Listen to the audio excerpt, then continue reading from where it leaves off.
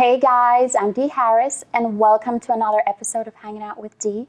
Today, I'm really happy to be talking with Reverend Patricia Brooks. She's a former Marine, and she's a Marine now to minister, to an interfaith minister, so I'm really happy to chat with you. Welcome. Thank you. Yes. So she's an author of 2 books, as I mentioned before, God is in the Little Things, and Golden Angels, and God is in the Little Things, Message from Animals. So we'll hear more about that later in the talk. So you are Marine to minister. What made you want to be in the Marines? Well, it's really interesting because at the time I joined when I was 18, so it was late 70s. Some girls were going to college. That wasn't a choice for me at the time. And my parents thought I needed discipline. So at the time, I thought, it was all about that. Yeah. And so they wanted me to go in the Air Force. I was an obstinate teenager. I chose the Marines just because I was just to tick them off. Yes, and do what I wanted to do again. So I joined, and I served 6 years, and and I was a sergeant in the Marine Corps, and it was an incredible experience. Today, if I look back at that time, I see it a little bit differently. I see what made me join. What made you join? Yeah, I actually look at it now. I thought that for so many years, and I actually look at it now more as, a preparation, part of the purpose that has been the thread throughout my life. So I think that was one of the beginnings. Yeah. So you had a life-changing event. You talk about this life-changing event, a really tough divorce, kind of led you into the path of being an interfaith minister. Talk about that. Yeah, absolutely. So from the Marine Corps, I came out in my 20s, and, I always thought that I was this, really strong, tough, kind of resourceful woman. And I did a number of different things in my life, and I kind of relied on that, the different things that the Marine Corps, I think, instilled in me. What are those things? I think that what I really took from the Marine Corps was perseverance and honor and integrity and strength. And I really kind of, as I said, relied on that my whole life, and until it was my late 40s, right before I was turning 50, and I was encountered with an unexpected divorce. And it's really fascinating because I thought I was this very strong, resourceful woman, and I actually wasn't even passionately in love with my husband any longer, so it wasn't that aspect of it. But something about the divorce, something about the betrayal, something about the feeling unloved, really brought up in me these incredible feelings of lack of self-worth and self-esteem and rejection and unlove. And it really just knocked me to my knees, and so I had an incredibly difficult time with it. I talk about it in my books, that's the beginning of my spiritual journey, but more than one time being on my bedroom floor crying, saying, who am I? Who am I? Where is this strong woman that I thought I was? And that truly was what started to propel me to look deeper, for deeper answers, because the emotional and mental pain that I was going through was too much. It was too much. It was more than I could really deal with myself. And I'm sure a lot of women can relate to that, right? Going through divorce and that sense of, oh my God, what do I do with my life now? Yeah. Who am I? And so forth. It's really interesting because I didn't realize until after I went through my divorce that I really wasn't a very empathetic person up to that point. I think because of what I thought was strength, I just assumed everybody should always be strong. So when I saw people going through difficult times, I wasn't trying not to be caring and considerate. But I didn't get it. I didn't get it.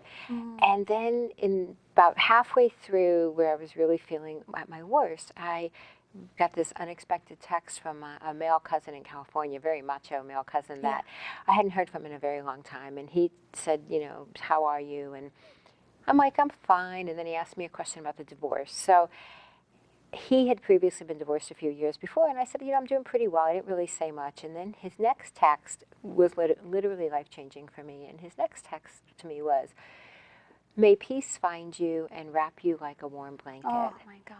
And I'm like reading this in that emotional state from my macho male cousin going, oh my God. With your ex-marine self. Right, going, what did he just say to me? And Yeah. it truly was life-changing on so many levels, because Yes. one, I realized he got it. He knew what I was feeling. Yes. And so if he knew it, then he had to have felt it also. I wasn't the only one that ever had these feelings, because I thought I was, because I self-isolated tremendously. And then my second thought was, oh my God, if he felt it, then other people must be feeling this pain also. On all levels, not just, that has to do with a divorce. And that really just blew the doors off of it for me. And I was like, oh my God, how do people walk around every day? What wounds and scars, and what is their stories? People walking around with every day. Every day with a pain. And I think that we self-isolate, and we isolate even when we go to therapy, I believe, because it's us and the therapist. So nothing against therapy and speaking with people, but we don't talk about it. I didn't tell people how I was feeling, because, after the first time, I didn't really feel like it was something people want you to be okay. They want you to say you're fine. So it was at that point that it started to really change for me. And I realized that I needed to find the deeper answers, because it wasn't just me any longer. Correct. That's beautiful. So what was your cousin's name? His name is Joe. We have to shout out to Joe. Joe, you rock. That was beautiful. Yeah. Beautiful, beautiful. So tell me about your journey into being an interfaith minister. You went to school, you went and studied. Yes, I spent 2 years in seminary in New York City. It's called One Spirit Learning Alliance. So I was ordained a little over a year ago. Oh, wonderful. So it's an interfaith, interspiritual. And what it's all about and what we studied, we studied all major faith traditions, all major religions, and then we studied some of the minor, if you would say, I don't like the language, but, earth-based traditions and African traditions and ancient traditions and the spirituality of it also. And so it's interfaith because we honor and respect all faith-based religions, but it's actually interspiritual because really where it really takes it out of the religious context and into the spiritual, the relationship with yourself, your relationship with the divine outside of a religious construct. Got that. So how many different religions are there? Oh, well, there's thousands and thousands, yes, and throughout time, many have come and gone. I mean, we probably studied, the top dozen or two, but but there's literally thousands. I mean, if you think very, cultures, smaller cultures and beliefs, it's really incredible. There's a lot. Yeah. So what you were talking about, the fact that there's a thread through all of these religions. What was that thread? Well, the thread to me is the divine love. Yes. It is love. It is our relationship, that we are love and that we are truly part of a greater collective. That there is really no difference between what everyone is believing and saying. I look at it that we choose different ways to celebrate it. However, we're all celebrating the same truths. And what are those truths? I look at it that we are divine, sacred beings, that we are the essence of the divine, and we are connected, that the essence that is in me is also connected to you, that the greater collective is not only real, it is powerful and important, and within that, we are completely and totally loved and supported by many sacred spiritual beings. Different names. People may call them say angels or people guides. Say spirit guides. Some people call it the universe. Some people call it the divine. I mean, to me, it's all the oneness. There is a oneness. So, and that is the guiding thread. I think that's beautiful. We're all connected. Without a doubt. That's beautiful. All right, guys, we're going to Dee's live questions.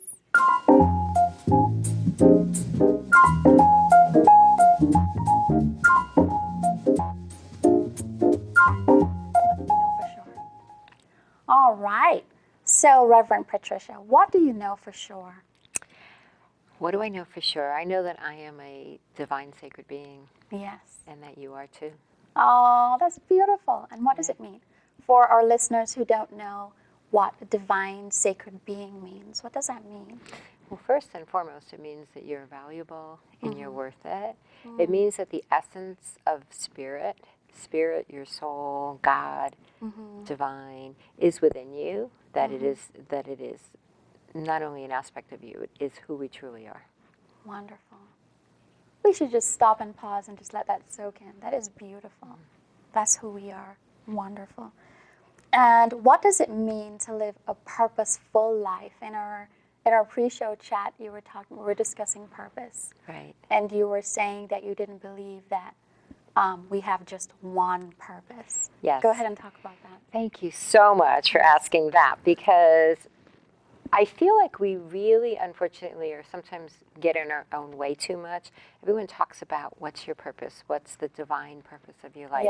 Yeah. And I think that what happens is we keep moving through life looking for that one thing that's going to save us or be us or define us or, have that fill our heart and have our soul sing. And I think that actually isn't true. I think it's not true in the sense that I believe that our lives are purposeful and that everything we do has a purpose, and that all of the and again, language is very limiting, but the smaller along the way things that we experience and that we share and how we grow and are all purposes leading a purposeful life. And so if we can really just give ourselves a little bit of a break, and take some of the pressure off of finding our one grand divine purpose, that supposedly happens, I guess, towards the end, and just fully embrace and engage in all aspects of our lives and realize that goes back to when I said I realize now that the Marines was part of the purpose. It was one of the purposes of part of my purposeful life. That's beautiful. So what you're saying is, and for many of us, I mean, even for me, growing up as a teenager, it was like, what is my purpose? What am I good at? What's my purpose? Yeah. But you're saying, whatever you find to do in every aspect of your life, make that purposeful. Yes, absolutely. Because, and if you can and at that point, then you become fully engaged and fully present in that moment. And then that just makes everything grander and more beautiful and more meaningful. I believe that. It's the meaning we bring to it. If we keep discounting everything along the way. Because we haven't found the purpose the purpose, yes. that big grand purpose that we're supposed to have. Yes. Do everything that you find to do it well and do it with excellence. And embrace it and know that it is important and it is valuable because you are important and valuable. Correct. I love that.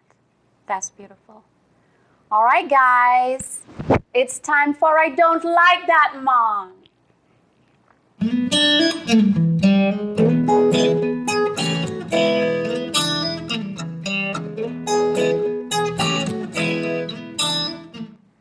Okay, Reverend Patricia. What gets on your last, and I know you try hard not to let anything get on your nerves, but what are some of the things that annoy you? You were talking about people being judgmental, that you didn't like that. Yeah, and actually what gets on my nerves more than anything is myself. Because, without a doubt, because I know, intellectually I've felt certain things and I've learned certain things, but it's showing up every day and being in that moment and being present that is very difficult when we're sitting here in this, human body with all our human emotions and all the wounding and everything that we kind of just layer on top of each other, of ourselves. So what bothers me more than anything is that I still struggle with judgment also. Not only judgment of others or situations, because I'm like, why couldn't that have been that way? But judgment of myself. I think that one of the biggest nuts we all need to crack is to stop judging ourselves. And so what gets on my nerves is myself, because I am also struggling with that. And if anyone ever tells you that, that they have it all figured out, then they probably, maybe they're probably are not telling the truth. They're just having a really good day, but the next day, probably not. So I think it's that. I think it's that continual that I feel like I take 2 steps forward and I'm 1 step back again. And, it's that process. Yeah. So that's a challenge. That's what I would beat myself up about. Yeah, without a doubt. That's beautiful. All right, guys, it's time for Say What?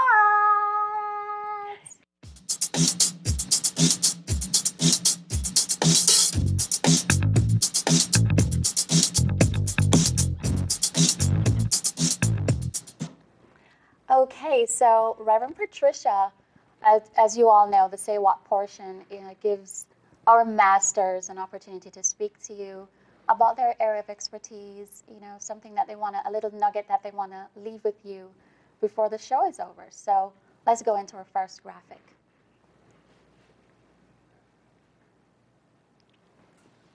That's you in the Marines.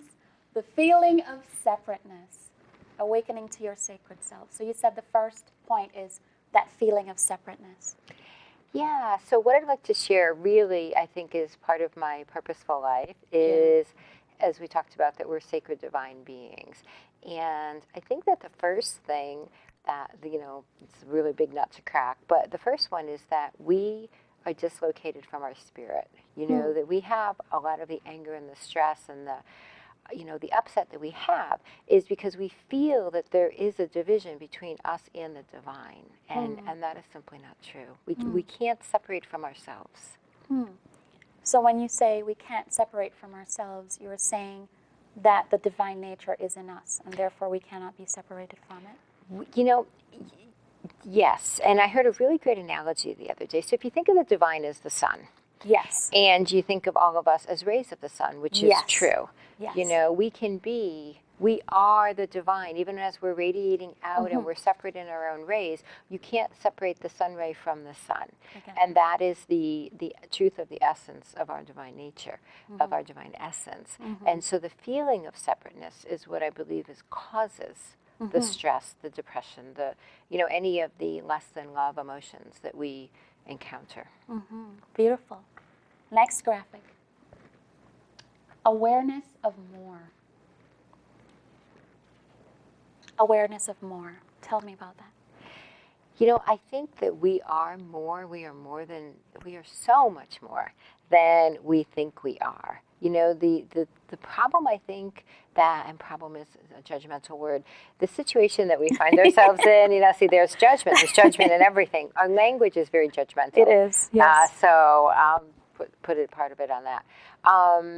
We started the show saying that we are sacred divine beings. Yes. I mean, if we can just, and you paused at that point, and that was great, because if we can just breathe that in and realize that we are so much more than we see, we're so much more than the physicality that we exist within, and try to recenter back to that, I think is a really important thing, as we're awakening to our sacredness. Correct. So we are more, and the spirituality is more than what we can see and touch. There's more happening in and around and above and below and everywhere. Absolutely. Absolutely. Next graphic. Desire to connect. I think that we all feel it.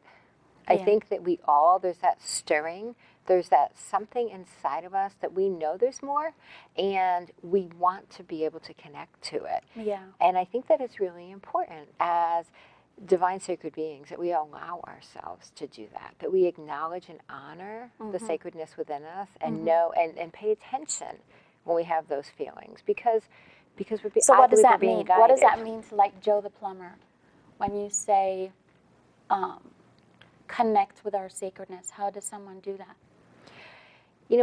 I believe that the first thing that you do is just to be quiet. Yeah. I think it's important that you're quiet. I think it's important that you breathe. And I think that it's important that you simply sit in the stillness of you, even if that like is meditation. Just a minute. It doesn't have to be a meditation. It simply is an honoring, I believe, of ourselves. I think that what we do is we discount or that not good enough, right? That person's great but not us. We look at the physicality of who we are. We maybe look at what we look like or where we live or the people around us or our job. We look at and we judge a million things about ourselves. And so we don't honor the sacred being that we are. But we know inside, that there's more, right? And we want to connect. So we just need to be still. We need to be still and we need to honor and go to that place of knowing the sacredness of our divine being. Awesome. Next graphic. The realization of our own magnificence.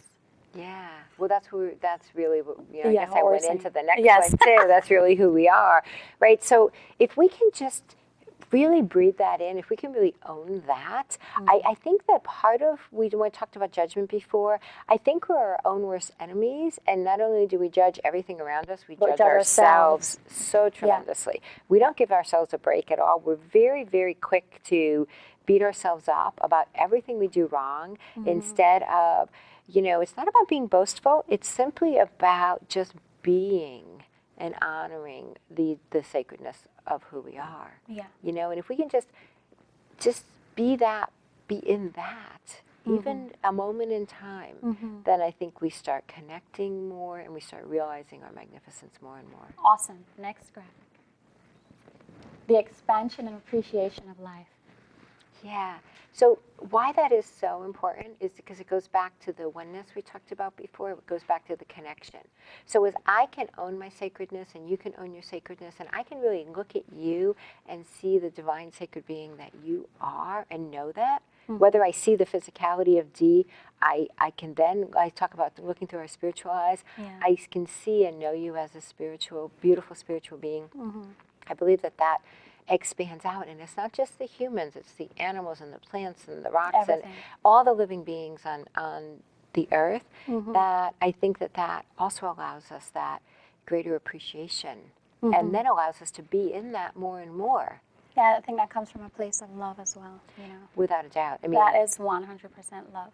Yes. I tell people stories all the time about being back in Jamaica. I'm Jamaican. And that one of the things that is huge for us is that I couldn't care if you're white, pink, orange, blue, who cares? Right. You had nothing to do with it. What we look for is that spiritual connection and understanding, that we see you, that eye contact, physical touch. How many of us go through an entire day without someone saying hi, or without someone saying, are you okay? That physical touch, little things like that we can do in the day, smiling at someone, listening. When you ask someone, how are you? We don't expect you to keep going. If someone says to you in Jamaica, how are you? They're actually drawing up a seat because they want to hear what you have to say. And I think a lot of that is missing from this culture. If somebody goes, how are you doing? You go, well, I'm there, like through the door. Bye. We didn't really expect an answer. So I think a lot of that has to do with understanding that we are sacred beings. We are connected to God. All of us are, regardless of our wealth or station in life, whatever color you happen to come out with. At the end of the day, we're all connected. I think that's so important. Yeah, and I thank you for bringing up the physical touch and the physical body, because that's something that I definitely want people to understand, that it doesn't mean that if you're on a spiritual journey or a spiritual path, or you're acknowledging or embracing your sacredness, that you're just counting the physical body. We're in the physical body for a really important reason. Correct. So when we talk about the Trinity, we talk about the wholeness, we talk about the mind, body, spirit. It is all valuable, it's all important. And so I appreciate you bringing the focus back to the physical body. Yes. All right, guys, now it's time for a really cool video with some babies. Check it out.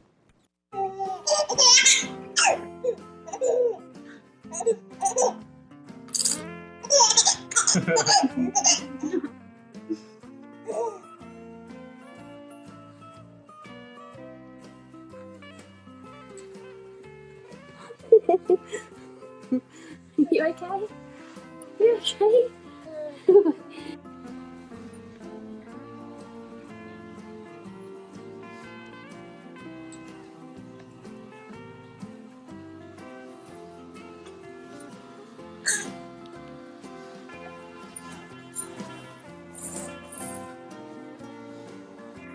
Kind of, yeah. Yeah.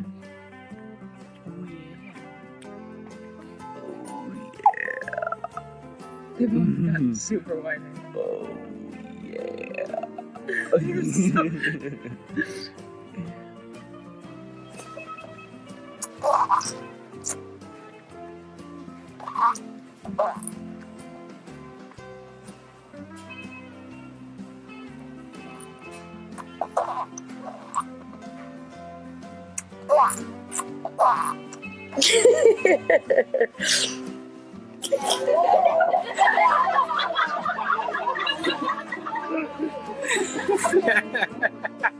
Wow.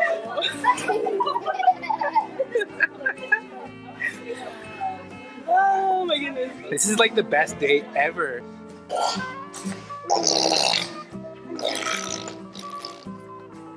Papa. 呢個什麼臉啦？你個爸爸。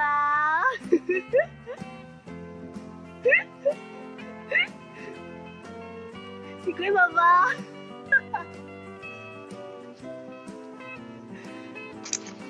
Hey.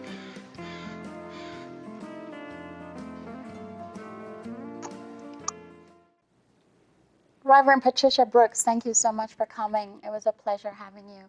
Thank you. And take away from what Reverend Patricia wanted us, for me, is that we're all connected. We're all connected. If you can look at the person you see in the grocery store, look at the people when you're filling up your gas tank, that person is connected to you. Can we shake hands? Can we smile with people around us? Let's make our spirituality practical. All right, you know where to find us on Facebook. See you next time. Bye.